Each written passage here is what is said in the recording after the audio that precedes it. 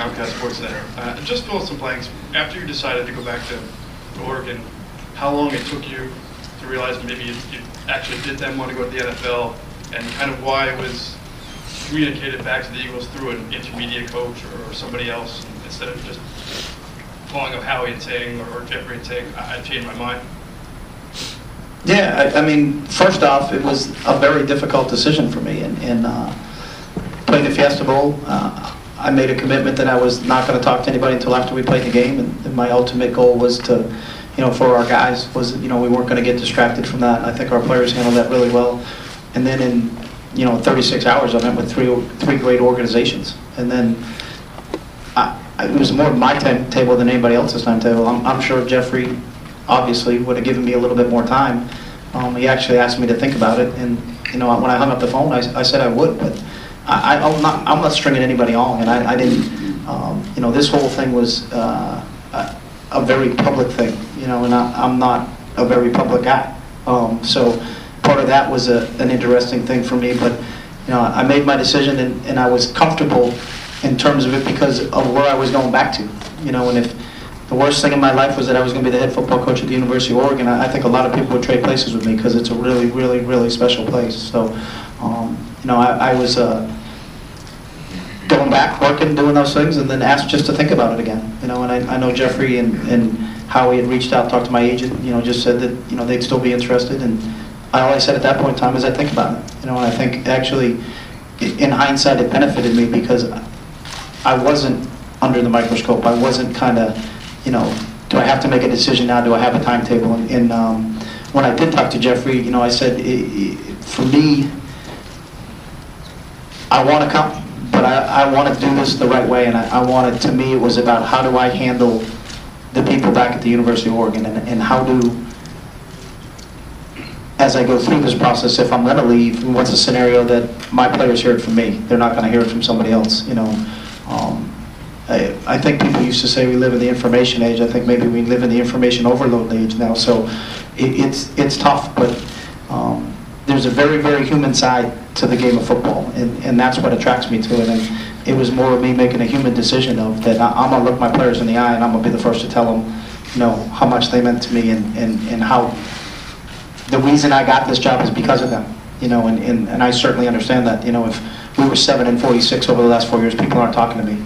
But I've never taken a snap. I've never played it down. I had a group of kids there that meant a lot to me, and it told me a lot about this organization that they let me do that. And the fact that no one knew about what was going on and they gave me time to think just told me more about what a special place this was. And then this is what I want to be, and this is why I want to be in this organization, because they do things the right way. Yeah, Chip, Bart Hubbock with the New York Post. Did the ongoing continuing investigation into Oregon's program factor into your change of heart at all? No, not at all.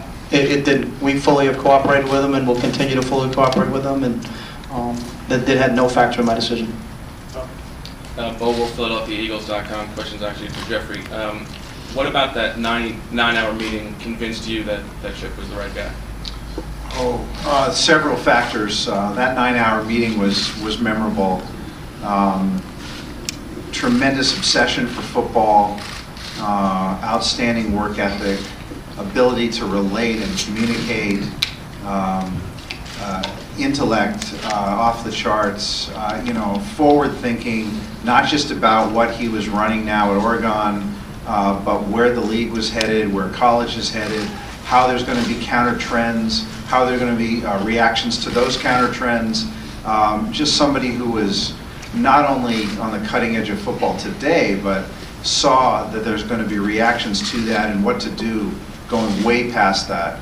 And also somebody who was a program builder. And that was important. We always wanted the best possible leader. And Chip brought everyone together at Oregon culturally, preparing in terms of preparing themselves to be the best football players they can be. Organizationally, he just had it all. So after those 9 hours, it was pretty clear what we had in Chip Kelly. Hey Chip, Paul Domowitch from the Daily News. Tony Dungy said in an interview this morning on radio that he thought the playoff success of quarterbacks like Colin Kaepernick and Russell Wilson might have helped change your mind about coming to the NFL. Is that true? And also, how excited are you about employing some of your offensive concepts at this level? That didn't, I mean, obviously, those guys, we played against Russell in the Rose Bowl a year ago, and know what a talent he is, and obviously, I have a couple of my former players, Michael James and Will Tacquafa, on the 49ers team, and I know Jimmy real well, so I follow their organization, so, but that's not a determining factor for me, and again, I'm not married to, do we have to do this, you know, I guess the best way for me is I'm an equal opportunity and scorer, so we'll score any way we can, you know, and it's all based on what our personnel is, so I'm not married to try to take a quarterback who can't run and make him run, or take a quarterback who can't throw and make him throw. It's put your players in the best position where they have an opportunity to be successful, and how do we score points, and that's what the game of offensive football is all about, is scoring points, and how they get the ball across the line, that's not the deal. It's not about style, it's about substance, and it's how are we going to score points. Hey, Chip, Derek Gunn from Comcast Sports Network back here on the other side.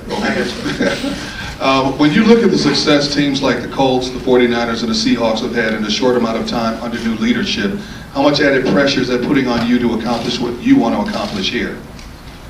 I don't compare myself to anybody else. You know, there's no more pressure than anybody can put on me than me. You know, I've always been that way. So, you know, I've always been really good at outside influences don't affect me from the term standpoint of that, well, because someone says that I have to do something, then I have to actually try harder. You know, I try to take this term that praise and blame is all the same, and if you pay attention to outside expectations, it means that you value their opinion more than you value your own, and no one has higher expectations for me than me. So, but I also know it's not me, and I don't like using me's and I's and those things. It's we's, and that's what makes this game great, because it takes everybody, and you know, it's just evident from walking around this building that everybody, it's got an energy to them, got a bounce to them, and the four guys I've met so far, I've been really, really impressed with. So it's a we deal, and it's about us getting our mind, our focus, and our attention going in the right direction.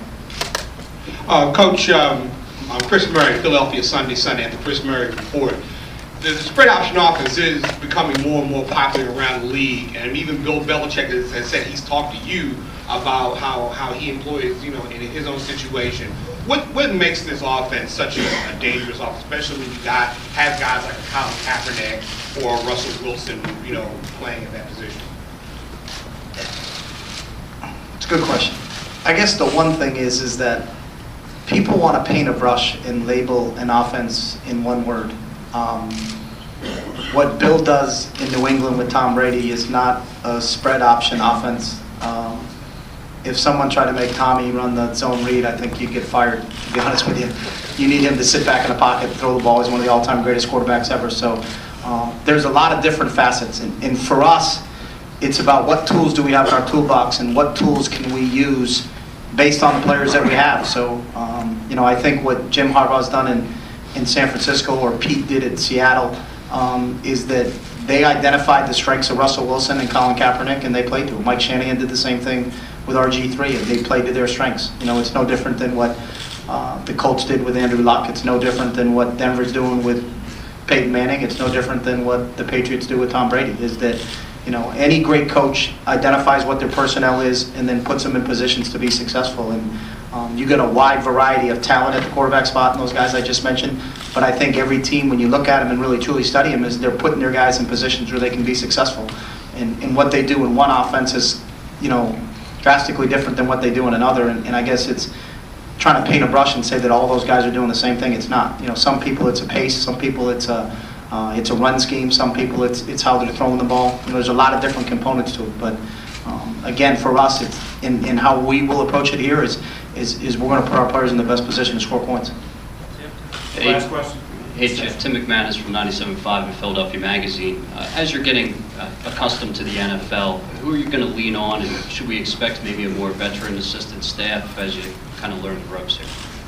We're going to, for me, put the best staff possible together that has the same exact vision that I have. And I believe alignment's huge. You know, and we all have to understand what our vision is, how we want this football team to look like, and then coach it like that every single day. And obviously, you got to rely on people that have been there before that can kind of show you the ropes and understand that. So is there one particular person? No, I think it's again, a collaboration and a collective group.